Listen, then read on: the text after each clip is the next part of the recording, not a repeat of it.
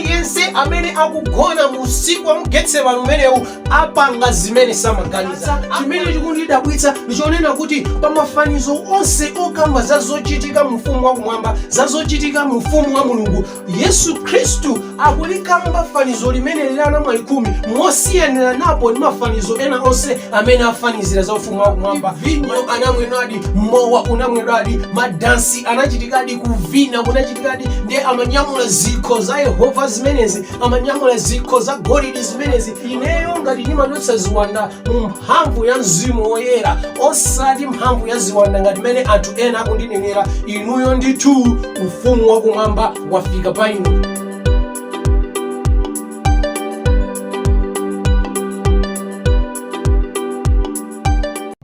Moni mwa Mbuye wathu Yesu Khristu. Ndi usiku winanso opambana umene Mulungu atipatsa kuti tikhale pamodzi ndi kugawana mawu ake. Ndikulandireni kutumiki wathu wa usiku uno. Muli ndine Evangelist Resa Mponda kuchokera ku ITC Ministries. Zikomo kwambiri potenga nthawi yanu kuti muli pamenepo. Tiyeni tikhale limodzi mutumiki wathu usiku uno. Dzulo tinali nawo phunziro lopambana ndithu, mmene ndithu timayang'ana pamutu wonena kuti anakachitanso chani Yehova, pamene timaona kuti ndithu ndizachidziwikire kuti kumwamba kuli Mulungu. Chilengedwe chimaonetsera kuti kumwamba kuli Mulungu, ndipo Mulungu ameneyu anatumiza mwana wake kudzadzionetsera kuti iye alipo. Ndipo Mulungu ameneyu anasankha mtundu pa mitundu yonse ya pa dziko lapansi, mtundu wa ana Israeli, kuti adzionetserenso kuti iye alipo. Ndipo Mulungu ameneyu anapanga mawu ake ndi kuwapanga kukhala opezeka, ndipo apezeke ku dziko lonse limene lili Baibulo. Ndipo Mulungu ameneyu anapeka lonjezano la Mzimu Woyera kuti kwawo wonse amene amukhulupirira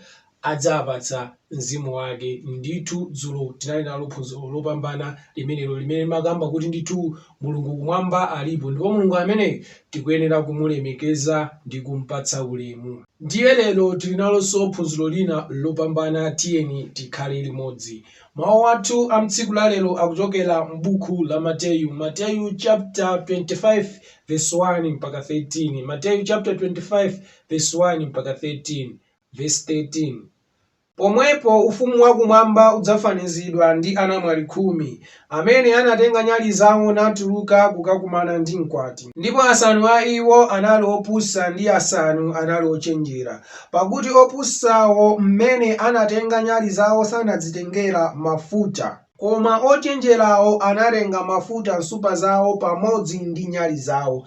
Ndipo pamene mkwati anachedwa, onsewo anaodzera nagona tulo. Koma pakati pa usiku panali kufuwula, onani mkwati, tulukani kukakumana naye. Pamenepo anauka anamwali onse amenewo nakonza nyali zawo. Ndipo opusa anati kwa ochenjera, tipatseniko ena amafuta anu chifukwa nyali zathu zili kuzima. Koma ochenjera anayankha nati, kapena sangakwanire ife ndi inu, koma makamaka mukani kwa ogulitsa malonda mukadzigulire inu nokha. Ndipo pamene iwo anali kumuka kukagula, mkwati anafika, ndipo okonzekawo analowa naye pamodzi mu mkwati, ndipo anatseka pa khomo. Koma pambuyo pake anadzanso anamwali enawo nati, Mbuye, mutitsegulire ife. Koma iye anayankha nati, indetu ndinena kwa inu, sindikudziwani. Chifukwa chake dikirani, pakuti simudziwa tsiku lache kapena nthawi yache. Mutu wa uthenga wathu ndionena kuti anamwali opusa. Anamwali opusa. Anamwali opusa. Titseke m'maso tipemphere.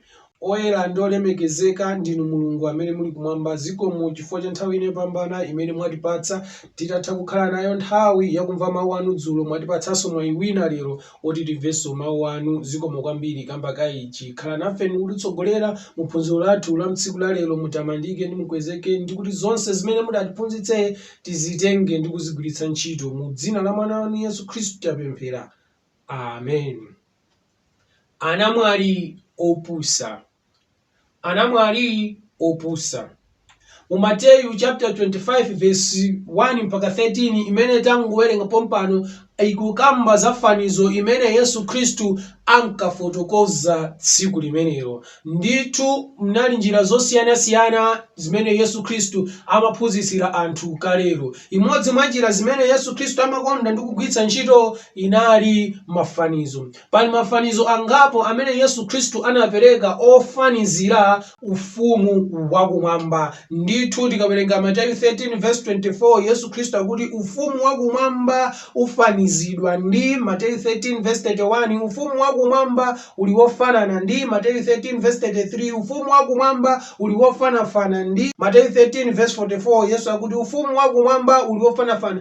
Ndithu mafanizo ambiri amene Yesu Khristu amakamba ofanizira za ufumu wakumwamba amaonetsa kuti Yesu Khristu amakamba za zinthu zimene zimachitika mu nthawi yake, amakamba za zinthu zimene zinkachitika pamene Yesu Khristu anali pa dziko lapansi pano. Pamene Yesu Khristu amapereka mafanizo onena kuti ufumu wakumwamba kufanana ndi chakuti, ufumu wakumwamba kufanafana ndi chakuti, amakamba za zinthu zimene zikuchitika mu ufumu wa Mulungu. Pa mafanizo ambiri amene Yesu Khristu amapereka okhudza ufumu wakumwamba amakamba za zinthu zimene zimachitika mu nthawi yake. Koma fanizo ili lokha, fanizo la anamwali 10, Yesu Khristu analikamba mosiyanitsa ndi mafanizo ena onse amene amakamba za zinthu zochitika mu ufumu wa Mulungu. Fanizo ili Yesu Khristu pa Mateyu chapter 25:1 akunena kuti pomwepo ufumu wakumwamba udzafanizidwa ndi anamwali 10. Ndithu amakamba za zochitika mu ufumu wa Mulungu koma za mtsogolo. Ndi akunena kuti ufumu wakumwambatu ufanizidwa ndi anamwali 10. Munjira ina mu ufumu wa Mulungu mudzachitika chinthu chokhala ngati anamwali 10 amene ananyamuka natuluka kukakumana ndi mkwati. Ndipo anamwali 10 amenewa ena a iwo anali ochenjera, ena a iwo anali opusa.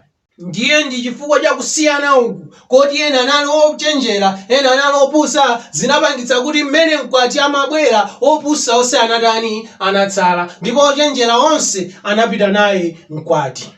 Ndipo ndikhulupirira kuti Yesu Khristu adzinena fanizo limeneli ndi chifukwa cha anamwali awa opusawa. Panakakhala kuti onse anali ochenjera, panakakhala kuti onse anali abwinobwino, sindikukhulupirirayi kuti panasoweka kukamba nkhani kapena fanizo ya anamwali 10. Ndiye mutu wauthenga wathu madzulo ano, mutu wauthenga wathu usiku uno tikunena kuti anamwali opusa, anamwali opusa. Akuti kunali anamwali 10 amene anatuluka kukakumana ndi mkwati. Ndithu mdera limeneli, mmudzi mumenemu munali anthu ambirimbiri amene anali mmenemu, komatu anali anamwali 10 okhawa amene adamva nkhani ya ukwati, amene adamva nkhani yoti kuli mkwati. Ndithu pena pake pali ukwati, ndithu pakufunika anamwali apite kumeneko akakwatirane ndi mkwati. Anali anamwali 10 okhawa amene anasankha kuti nkhani imeneyo yatisangalatsa, amene anasankha kuti nkhani imeneyo yatitenga mtima, amene anasankha kuti nkhani imeneyo ndi aphindu, amene anasankha kuti nkhani imeneyo ndi yopindulitsa. Ifeyo mukwati umenewu tilowa nawo, ifeyo muzochitika zimenezi tichita nawo, ifeyo muzimenezi titenga nawo gawo.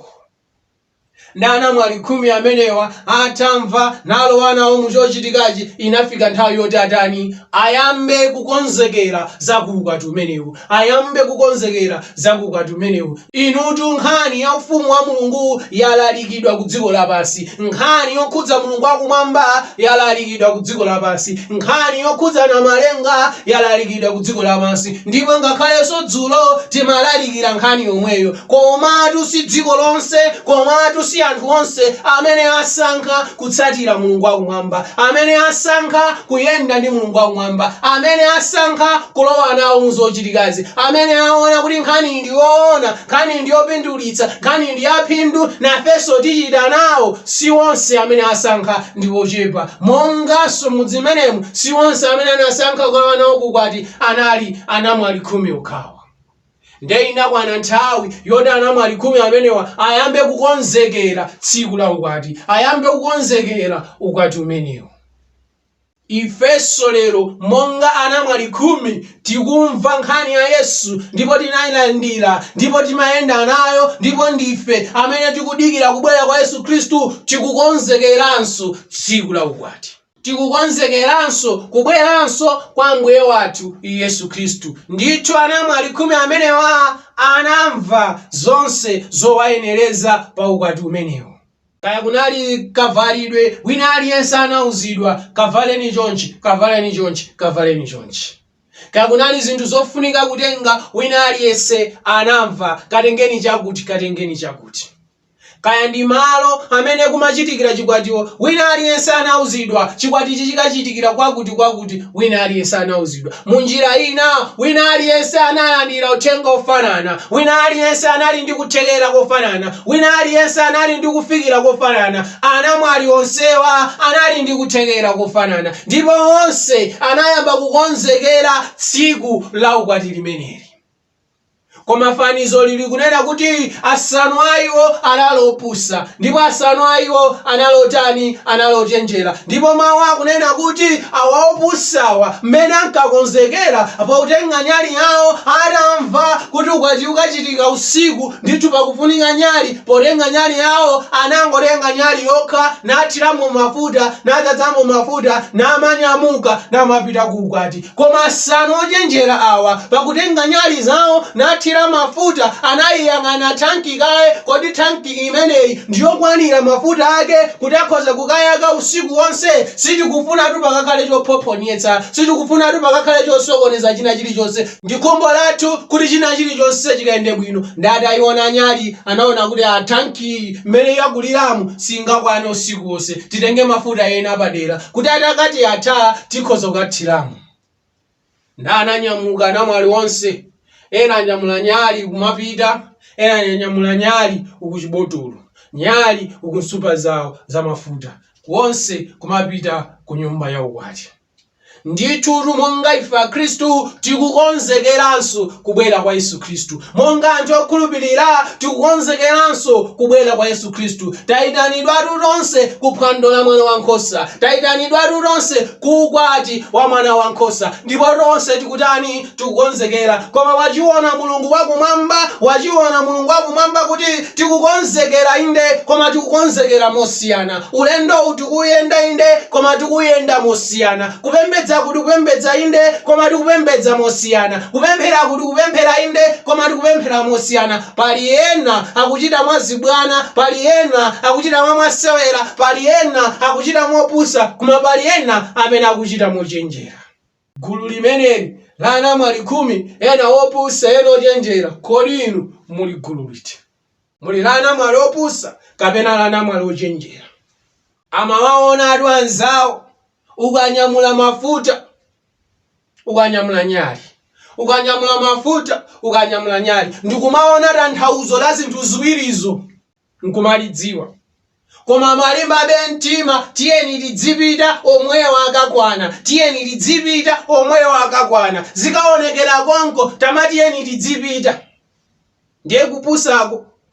Ndiakuti ananyamuka anamwali khumi amenewa onse nalowa mu nyumba ya ukwati amenewa. Komano chinachitika china chake chimene samayembekezerayi, mkwati uja anachedwa. Atachedwa onse anatopa, anaodzera, anayamba kugona, nyali zimayakabe. Koma pakati pa usiku panamveka kufuula, pakati pa usiku panamveka kufuula, dzukani, dzukani, mkwati akubwera, dzukani, dzukani, mkwati akubwera. Ndipo mukakumane naye mkwati ameneyo. Anadzuka anamwali khumi amenewa, wina aliyense nayang'ana nyali yake. Ndipo anamwali khumi amenewa, anamwali opusa asanu aja, anaona kuti kawalidwe ka nyali sikali bwino iyayi, kawalidwe ka nyali sikolimbikitsa iyayi. Zikuoneka kuti nyali iyi ikuzima nyali iyi, zikuoneka kuti nyali iyi ikuzima nyali iyi. Nda anawuza anzawo aja, potama aona mabotolo apadera amene ali ndi mafuta, ati tigayileniko ena amafuta anu, tigayileniko ena amafuta anu.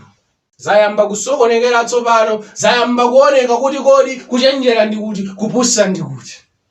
awana lido chenjerali iyai. We are not taking chances here. Ifeyo mmene timakonzekerera timafuna pasakhale chopoponyetsa china chilichonse. Mmene timakonzekerera tinaufunitsitsa kwati undi mtima wonse, tinaudalira kwati undi mtima wonse, sitimafuna kusemphana nawo, sitimafuna chokhumudwitsa china chilichonse. Pachifukwa chimenecho tinayang'anitsitsa ngodya zonse, madera onse amene kungachokere chovuta, ndipo tinayang'anitsitsa ndikukonzeratu zimenezo. Ndipo mmene timapanga izi timapanga zathu kuzisamalira patoka. Inuyo nkhani yake ngati ili imeneyo ifeyo sitingalole mwina pakukugayirani inu zisokonezanso ife zimenezo zisatitani zisatikhudze. Pitani kumene munasiya dzana, pitani kumene munasiya dzulo, kumene munakapita dzulo ndikukagula mafuta, kumene munakapita dzana ndikukagula mafuta. Pitani lero mukadzigulire inu nokha.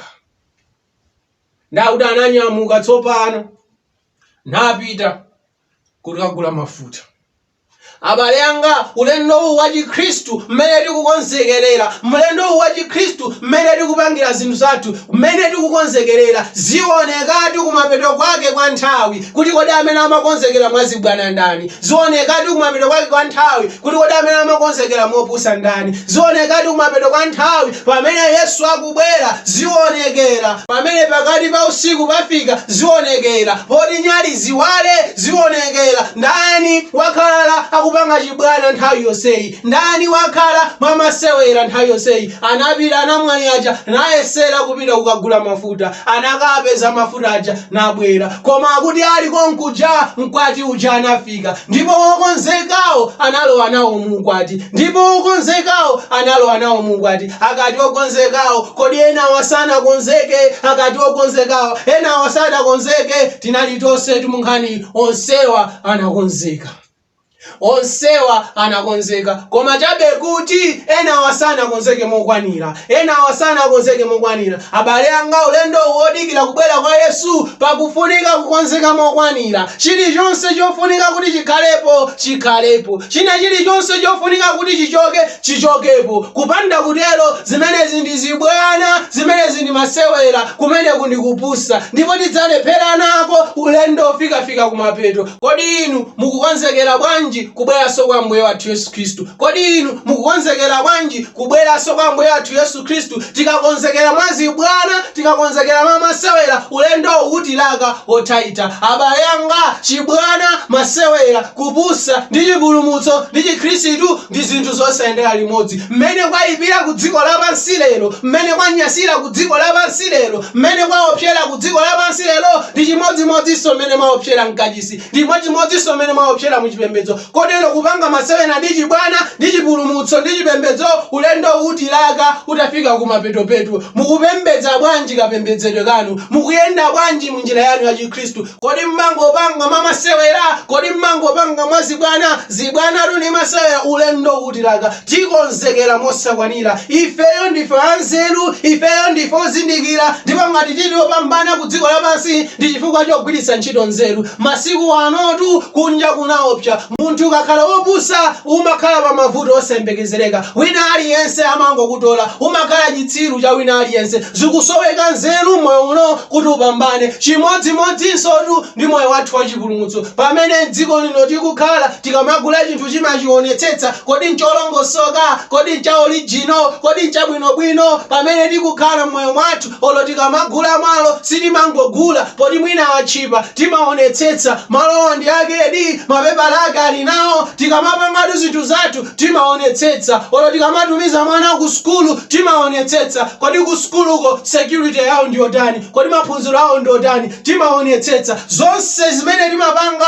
timasamalitsa. Koma zikumvetsa chisoni kuti kuchipembedzo, kumbali ya mapemphero, kumoyo wathu wauzimu kulibeko chibe china chilichonse chimene tikuyikirako. Tikungozisiya zidziyenda mmene zikuyenderamo. Tamupasa mpata Satana njerekezi akuti tundu onyenga wa dziko lapansi. Ndipo zonyenga zonse zimene Satana amapanga, zinyango zonse zimene Satana amapanga zimadaliratu pakupusa kwathu, zimadaliratu pakusaganiza kwathu, zimadaliratu pakusasamala kwathu. Ndiye Yesu Khristu akunena kuti zidzachitika m'masiku otsiriza, pamene Yesu Khristu adzayandikira kubwera. Adzakhalapo anthu odikira kubwera kwake, koma ena azidzachita mopusa, ena azidzachita mwazibwana ndi mwamasewera. Ndipo ndi chifukwa cha opusa awa Yesu Khristu anapereka fanizo limeneli kuti mwina adzamba kuganiza bwino, kuti mwina adzamba kulingalira bwino. Ndithu tinayenera kusamalitsa mwayi uwu wa chipulumutso. Tikachita nawo mwamasewera ndi mwazibwana,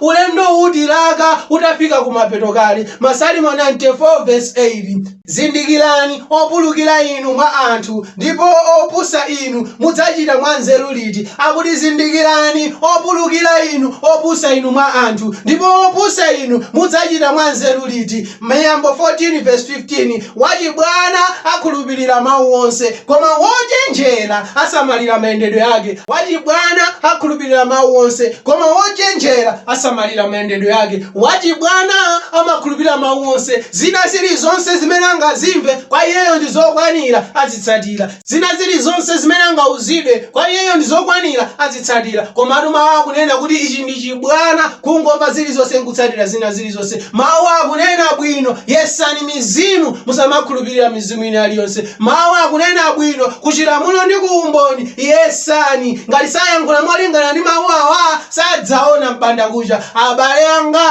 kuyenda sumangoyenda chiyendeyende. Anamwali opusa awa, zibwana izi ndi zimene zidzamangitsa Khristu kukonzekera mosakwanira kubweranso kwa Yesu Khristu. Ngati tikonzekera mwa zibwana, ngati tikonzekera mwa masewera, ndithu ulendo utilaka wotaita. Mawu a Mulungu tikuwadziwa, mawu a Mulungu tinapatsidwa, koma tikumasankha kuyenda motsutsana ndi mawuwa, koma tikumasankha kuyenda motsutsana ndi mawuwa. Ukuti ndikupusa kumene Yesu Khristu akukufotokoza. Ichitu ndi chibwana chimene Yesu Khristu akuchifotokoza. Panali anamwali asanu opusa, anamwali asanu ochenjera. Mukukonzekera bwanji ulendo wa Chikhristu? Yesetsani kulopa chipata chopapatiza. Njira ndi yayikulu ndi yotakata, koma yopita nayo kuchiwonongeko. Ndipo njira yopapatiza iyi sikuti amene akuyendamo ndi ochepa okha, koma amene akuyipeza ndi ochepa. Abale anga, chipulumutso sichamasewera. Mukazilengera zibwana ndi masewera, ulendo utilaka utafika kumapeto kale. Mukuyenda bwanji pamene ulendo uwatha kale? Mulungu wakumwamba pakupereka fanizo ili, Yesu Khristu pakupereka fanizo ili, ankafuna kuti mwina tikamva tisinthe machitidwe athu, mwina tikamva tisinthe maganizidwe athu, tiyikirepo chidwi chathu pa moyo wathu auzimu, tiyikirepo nthawi yathu pa moyo wathu auzimu. Osamangolandira zina zilizonse, osamangochita zina zilizonse. Yesu Khristu anakumana ndi mzimayi wa ku Samariya pa chitsime. Atafika pa chitsime nayamba kucheza, mkati mwa kucheza Yesu Khristu ananena kuti inu Asamariya inu simudziwa chimene mupembedzayi, inu Asamariya inu simudziwa chimene mupembedzayi. Ankanena mawu awa chifukwa mzimayi anayamba kutsutsana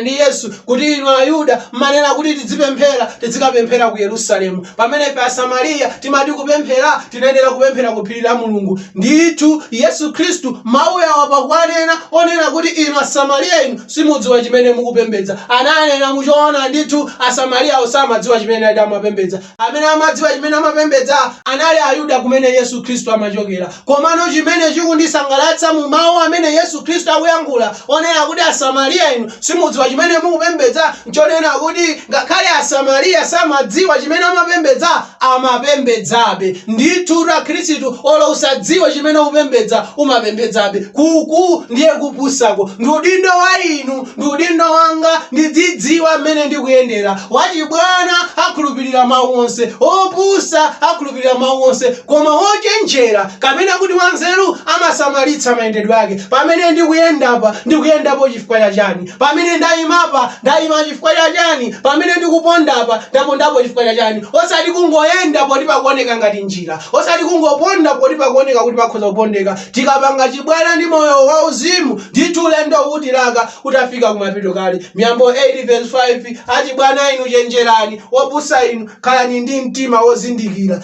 Achibwana inu chenjerani, khalani ndi mtima wozindikira. Ndithu chibwana ndi chipulumutso siziyendera limodzi, chibwana ndi gahena zimayendera limodzi. Anamwali opusa akutchulidwa apawa mwinatu ndikukhala ine, anamwali opusa akutchulidwa apawa mwinatu ndikukhala inu. Koma titatha kulimba mtima pakati pa anthu a dziko lapansi amene asankha kuyenda njira zawo, ife ndikusankha kutsatira Mulungu wakumwamba. Koma ngati tiyenda mwachibwana ndi mwamasewera tidzatheranso uko kumene angathere awo amene sakhulupirira Mulungu wakumwamba. Abale anga, tikuyenda bwanji ulendo wathu wa Chikhristu? Takonzekera bwanji kubweranso kwa Mbuye wathu Yesu Khristu? Takonzekera mwachibwana kodi? Takonzekera mwamasewera kodi? Wamanena kuti tikazionera kwanko zinthu zoti ukhoza kuoneratu pompano. Abale anga, tichi ndi chibwana chimene Yesu Khristu anachiona. Fanizo la anamwali 10 likukamba za akhristu am'masiku otsiriza kuti ena ndi opusa, ena ndi ochenjera. Abale anga, kodi simudabwa kuti baibulo limodzi koma mipingo yambirimbiri, baibulo limodzi ziphunzitso zambirimbiri, baibulo limodzi mautumiki ambirimbiri, baibulo limodzi azitumiki ambirimbiri. Umbirimbiri huu ulibe vuto, koma kusiyana-siyanako ndiye kuli ndi vuto. Zisiyana bwanji zinthu zochokera mu chinthu chimodzi, zisemphana bwanji zinthu zochokera mu chinthu chimodzi. Ndenda anamwali opusa amene salingalirapo apayi amangotenga zilizonse. Ndi udindo wa inu, ndi udindo wa ine, monga namwali ochenjera kufufuza chenicheni cha baibulocho, kudziwa chenicheni cha baibulocho. Ilipo njira yayikulu ndi yotakata ndipo ayendamo ndi ambiri, koma yaying'ono njira yopapatiza yopita nayo ku moyo wosatha, ndipo ndi ochepa amene amayipeza njira imeneyi, ndi ochepa amene amayipeza. Ndithu njira imeneyi sipita kwa munthu, amayipeza yekha munthu, akayikirapo nzeru zake, akayikirapo moyo wake, akayikirapo luntha lake, akayikirapo chidwi chake. Kukhala namwali opusa ndikukhala mkhristu omangotsatira zilizonse posalingalira kuti mawu a Mulungu akuti chani. Kukhala namwali ochenjera ndikuyima kaye nkuti nditamva kodi Mulungu wakumwamba akuti chani, nditamva kodi mawu opatulika akuti chani. Mulungu wakumwamba pamene adzikatiweruza ife kulibe reference ya utumiki, kulibe reference ya mpingo, kulibe reference ya abusa, kulibe reference yonena kuti uthengawu munaumva kuti, kulibe reference imeneyo. Mulungu wakumwamba adzangotenga mawu ake kuti mawu anga zomwe ndinanena ndi izi, ndipo inu zomwe munachita ndi izi. Zikadzapezeka kuti zasemphana ndiye kuti ulendo watilaka, zikadzapezeka kuti zafanana ndiye kuti ulendo tautha. Ndipo ndi udindo wanu, ndi udindo wanga kupeza kuti kodi Mulungu wakumwamba akuti chani. Ndipemphero, ndipembedzero tidziwe choonadi chake cha Mulungu wakumwamba, ndipo tiyende mmenemo. Uku ndiye kuyenda monga namwali ochenjera, koma ndizibwana kumangoyenda chiyendeyende. Mulungu wakumwamba sakufuna mutatha kuchoka njira yonseyi, mutatha kuchoka konseko, ulendo huu utilake utafika kumapito kale. Miyambo 1:22 mpaka 23. Kodi mudzakonda zachibwana kufikira liti achibwana inu? Onyoza ndi kukonda kunyoza, opusa ndi kuda nzeru. Tembenukani pamene ndikudzudzulani, taonani nditsanulira pa inu mzimu wanga, ndikukudzuwitsani mawu anga. Akuti tidzakonda zachibwana ndi zamasewera kufikira liti? Tidzakonda zoyenda chiyendeyende ndi zachibwana kufikira liti? Mulungu wakonzeka kutipatsa mzimu wake, koma ngati tipanga chisankho chosiya zibwana ndikutenga moyo wauzimu ngati chuma cha mtengo wapatali chimene tikuyenera kuchisamalitsitsa. Tisausiye moyo wauzimu udzingoyenda mmene ukuyenera kuyendera. Tidziwe ichi ndimachita chifukwa cha chani, ichi ndimakana chifukwa cha chani, ichi ndimakhulupirira chifukwa cha chani, ichi sindikhulupirira chifukwa cha chani. Koma tasankha kumangopanga monga mmene zilili. Ichi ndi chibwana, ndipo tidzapezeka ndithu kuti kukonzekera kwathu kobweranso Yesu Khristu ndikosakwanira. Tseke m'maso tipemphere. Woyera ndi olemekezeka ndinu Mulungu. mulungu zikomo chifukwa cha nthawi imene munatipatsa mutatha kutiona kuti inde kupembedza ndiye tikupembedza, kupemphera ndiye tikupemphera, ndipo mawu anu tikuwadziwa monga mmene timadziwira, koma mwaona chibwana ndi masewera pakati pathu, ambiri mwa ife tikungoyenda chiyendeyende. Mulungutu mwina ndine, mulungutu mwina ndiyawo, tithangateni dziko lapansi ili tatopa nalo, pakudza kwa inu ndithu ndi khumbo lathu kuti pakutha pa zonse tikapumule, komadi chidzakhala chokhumudwitsa kudzapezeka kuti tinakonzekera mosakwanira kamba kazibwana ndi masewera. Tithandizeni kudziwa choonadi chanu, tithandizeni kudziwa mawu anu, ndipo mutipatse kulimbika mtima ife tiyende menemo. Mutamandike mukwezeke mu dzina ndi mphamvu ya Khristu Yesu tapemphera, amen. Zikomo kwambiri poti mnali pamenepo tinali limodzi kugawana mawu a mulungu. Mulungu akumwamba akudalitseni, tidzakhalilenso limodzi mawa nthawi ngati yomweyi. Dzulo tinali nalo phunziro lopambana, ndikhulupirira kuti lero mulungu wakumwamba wakudalitsani mu njira ina. Mawanso tiyeni tikhale limodzi timve chimene mulungu wakumwamba watikonzera. Dzulo tinali nalo phunziro lopambana limene ife timayitanidwa kukupembedza mulungu wakumwamba. Ndithu mulungu alipo ndipo nkhani ndiona tikuyenera kumupembedza iye monga mulungu wathu ndina malenga ndi atate wathu. Ndiye mphunziro lathu la tsiku la lero tinali kuphunzira kunena kuti anthu amene asankha kupembedza mulungu wakumwamba pali magulu awiri, ena akuchita mopusa, ena akuchita motani, mochenjera. Pamene ife tasankha kutsatira mulungu wakumwamba, tiyeni tiyikirepo chidwi chathu, tiyikire mtima wathu, tidziziwerengera mawu ndi pemphero ndi pembedzero, tiyende mu mzimu ndi mchoonadi, chifukwa mulungu sakungofuna kumuimbira, sakungofuna kungompembedza, koma timpembedze iye mu mzimu ndi mchoonadi. Ndipo akati kumpembedza mulungu mu mchoonadi ndi kumupembedza malingana ndi zimene mulunguyo akunena mawu ake opatulika. Mulungu wakumwamba akudalitseni, tionanenso mawa, amen.